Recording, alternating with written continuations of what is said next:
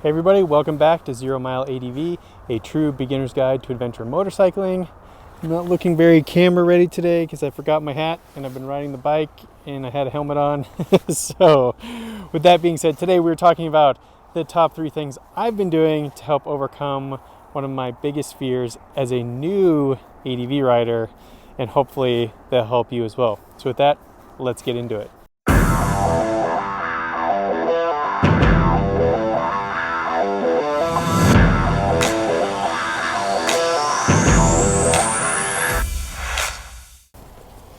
All right, so if you're like me, you get your adventure bike and one of the first places you go explore are on some back dirt roads. Now, what nobody tells you is that sometimes I feel that gravel roads are probably a bit more intimidating than some of the more technical fire roads I've gone on. And the reason for that is because when you have like this hard packed dirt with a lot of loose gravel over the top, there's a lot of slip and sliding going on.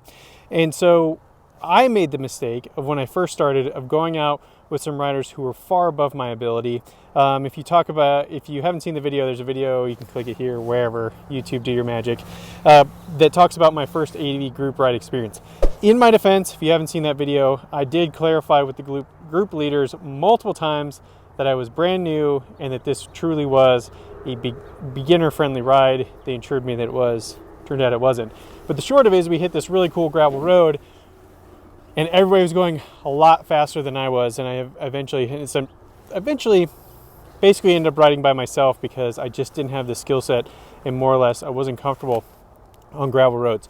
So I think gravel roads can be really intimidating and really scary, especially if you're new.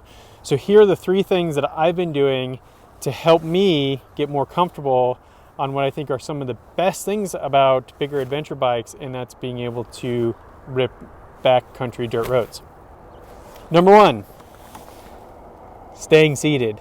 Now, I haven't heard a lot of people talk about this. I think there's another great channel by a guy who goes by the name of Dork in the Road. He does a lot of great ADV videos. He actually had a video that I checked out a long time ago when I got my first adventure bike about how to get more comfortable off-road. He mentioned sitting down, and it was kind of a bit refreshing because for me, sitting down as I'm going on the gravel road, it allows you're connected in three places, and technically maybe even more if your knees are actually hugging the motorcycle, right? But you're connected with your butt, your feet, and your hands. When you stand up, well, you lose a couple of those connection points. So what I notice is that by getting comfortable first and going slow, I think that's the key caveat to all of this, is don't be afraid to ride your own ride. I think Moto Jitsu talks about this a lot, has a lot of great tips on how to become a better rider in general. I think he's also an instructor. He talks about riding your own ride, riding within 80% of your limits. So that's key. Always go slow and go within your limits. But when you go slow and you go within your limits, you feel the bike move, you feel how it wants to stay upright. And I think that was crucial because initially, feeling the bike slide all over the place is a bit unnerving, and that was really unnerving for me because there's just so much weight under you that's moving and sliding. It feels like it constantly wants to fall over, and that can be real nerve-wracking, right? Then you're riding with your legs out, and then if you do fall with your legs out, you're going to break your leg. So don't do that. Definitely don't do that. But sitting down, you can also learn, like there's the motocross trick where you see the guys going around the corner and they put their leg out as a counterweight, not to catch the ground. Again, you don't want to break your leg, but as like a counterweight to help when the bike's really cornering and all that stuff. But I think sitting down just gives you a lot more understanding of how the bike is moving, how it's working to stay upright, especially if you have a modern bike. It's got a lot of off-road traction control things, and it's going to do everything it can to maintain traction. If you're a pro rider, don't know why you're watching this, and you ride in pro mode with none of that stuff, I don't know why you're watching this. This really isn't for you. We should be watching your videos instead. But I think sitting down is probably the first thing that really helped me. Going slow, getting a feeling of just what the bike's going to do underneath me, and knowing that it wants to stay upright. It's not trying to fall over, it is trying to stay upright. And in that moving, it's kind of fighting to stay upright. Item number 2, stand up. Now, but I don't mean stand up in general. Most people, when you see them on adventure bikes, they're like this. Legs are super straight, back is really straight, and they're kind of just like, knees are like locked into the tank, right? And they're just kind of standing like this.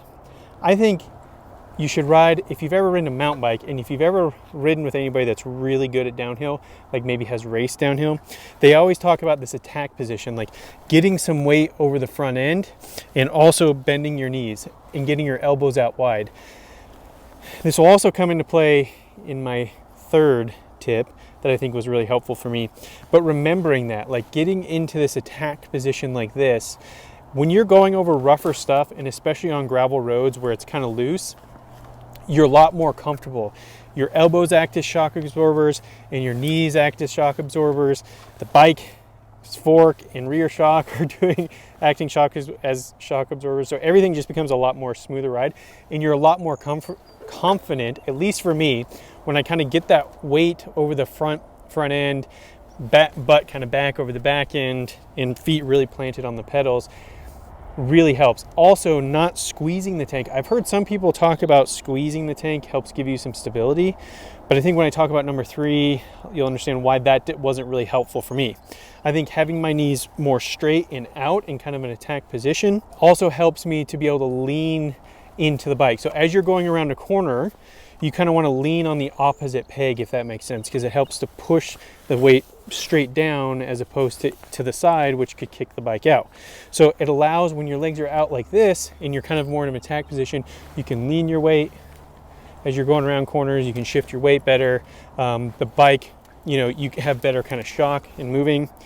And then that leads me into tip number 3, is letting the bike dance under you. So I think another key to point number 2 is that when I got more in this position, less in this hugging the bike straight up position.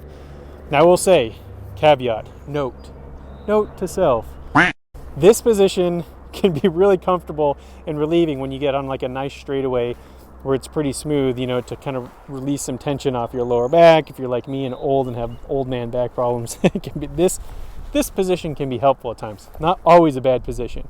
You can kind of lean on the bike a little. Anyways, but when you're like this, now having sat, so this is where I think number 1, sitting on the bike, and number 2, getting in this more attack position really helped me, because as I'm on a dirt road, or especially a gravel road, and the bike is moving around, just letting it dance under me. Sitting down taught me that the bike is going to move around to stay upright. It's just going to move a lot, which is really unnerving. But when you stand in kind of more of an attack position, you feel the bike move, but because your knees aren't death gripping, you don't feel so much of the subtle movements, and it feels a lot more stable because the bike is essentially dancing under you, but you're not getting kind of like swashed around and swashbuckled around. Is that even a word? Swashbuckled? Anyways, if that makes sense. So I think the number 3 is just let the bike dance under you and move, and always ride slow within your limits, within 80% of your limits, so that you're always being safe. And with that, those are my top 3 things. So with that was my top 3 things. I am now going to go out and enjoy the rest of this nice afternoon, try to get some more practice in on my own local dirt roads. Special tip, bonus tip, find like a quiet back road, dirt road that you can practice on, you can get comfortable with and ride sections. Also another thing I've been doing to help me build confidence, because I know the corners, I kind of getting to know the terrain, it's helping me build more confidence. If you're more experienced, and again, if you are more experienced, don't know why you're watching my videos, but please leave a comment below and let me know what were some things that really helped you as a new rider get more comfortable on gravel roads, because I think gravel and off-road are a whole other thing. I'm not even to the real off-road stuff yet, but how did you get more comfortable on gravel roads? What sort of things did you practice? Of course, do all the YouTube stuff, like, subscribe, helps the channel. I don't make any money from this. I just have fun talking about riding motorcycles and hopefully helping new people like myself get more into it. So with that being said, with that being said, stay safe out there, and until next time.